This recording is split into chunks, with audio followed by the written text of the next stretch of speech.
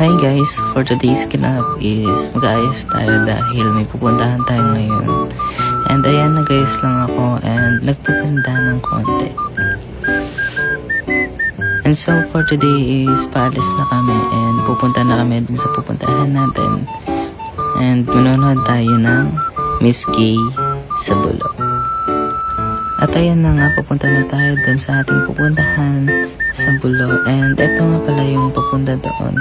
And papunta dito sa Victor. And look, ganda ko na. Aray ko! At eto na kami. Nandito na kami sa may bandang Maluwi. And for today is nandito na nga at malapit na mag-start yung pageant. And pumasok na kami agad. Diyan is nagkakanta na ng Lupang Hinirang before mag-start yung pageant. And after nyan is nag-start na sila sumayaw at ayun, nagpakabugan sila.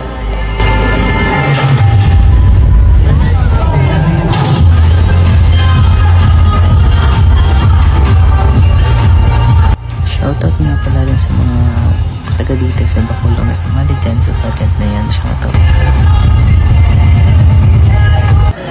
Chanel Gawad, 16, Santa Lucia. Nicole Garrido, 20, candidate number 3.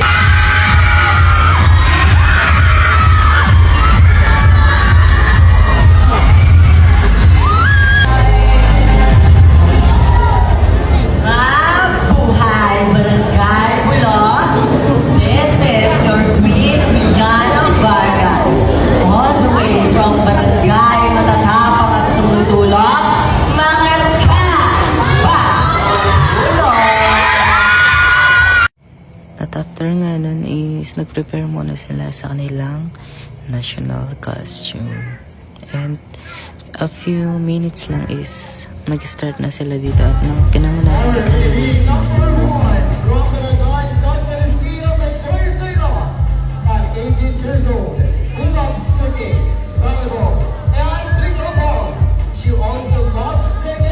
at Kenny naman, habol yan kay Kenny in costume na pala Mama Mary Daniel.